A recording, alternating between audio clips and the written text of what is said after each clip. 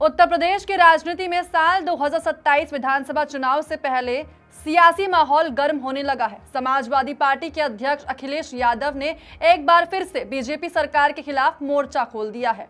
नमस्कार, मेरा नाम साक्षी मिश्रा है और आप देख रहे हैं अनकोट मीडिया। रोजगार से लेकर स्वास्थ्य सेवाओं तक, कानून व्यवस्था से लेकर विदेश नीति तक अखिलेश यादव ने कई मुद्दों पर सरकार को घेरा है। उनका कहना है कि प्रदेश का युवा आज नौकरी के लिए भटक रहा है, लेकिन सरकार रोजगार देने में नाकाम साबित हुई है। अब आप लोग कल्पना कीजिए, पढ़ाई पूरी करने के बाद एक युवा नौकरी की उम्मीद लेकर घर से निकलता है। परिवार की आंखों में सपने होते हैं, लेकिन जब नौकरी नहीं मिलती तो सबसे ज्यादा असर जो है वो उसी परिवार पर पड़ता है। इसी मुद्दे को उठाते हुए अखिलेश यादव ने इस बात को लेकर दावा कर दिया है कि अगर उनकी सरकार बनती है तो बड़े पैमाने पर युवाओं को रोजगार दिया जाएगा।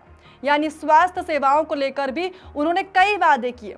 उनका कहना है कि समाजवादी पार्टी की सरकार बनने पर एम्बुलेंस सेवा को और ज्यादा मजबूत किया जाएगा और गरीबों को सरकारी अस्पतालों में बेहतर और मुफ्त इलाज की सुविधा मिलेगी। साथ ही उन्होंने पेट्रोल और डीजल में मिलावट का मुद्दा भी उठाया। उन्होंने आरोप लगाया है कि मिलावट की वजह से लोगों की गाड़ियों के इंजन खराब हो रहे हैं और इसका जो नुकसान है वो आम जनता को उठाना पड़ रहा है। वहीं साथ ही विदेश नीति को लेकर भी उन्होंने केंद्र सरकार पर निशाना साधते हुए कहा कि भारत को अंतर्राष्ट्रीय स्तर पर और मजबूत भूमिका निभानी चाहिए, लेकिन सरकार इस मौके का पूरा फायदा नहीं उठा सकी। कानून व्यवस्था के मुद्दे पर भी अखिलेश यादव ने बड़ा बयान दिया। उन्होंने कहा कि अगर समाजवादी पार्टी की सरकार बनती है तो कथित फर्जी एनकाउंटर करने वालों के खिलाफ कार्रवाई की जाएगी। इसके अलावा उन्होंने पीडीए यानी कि पिछड़े, दलित और अल्पसंख्यक वर्गों का मुद्दा भी उठाया।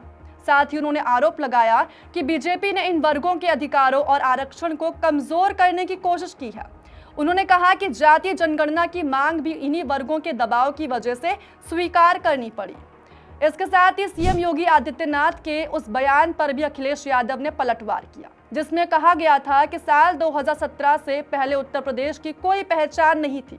इस पर अखिलेश यादव ने कहा कि प्रदेश की पहचान पहले भी थी, लेकिन साल 2017 से पहले सीएम योगी आदित्यनाथ की पहचान नहीं थी।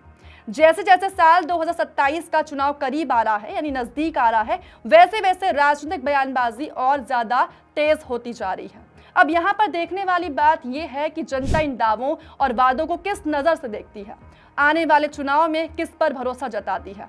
आपका क्या कहना है? कमेंट में अपनी राय जरूर बताइएगा और ऐसे ही देखते रहे अनकोट मीडिया को। धन्यवाद।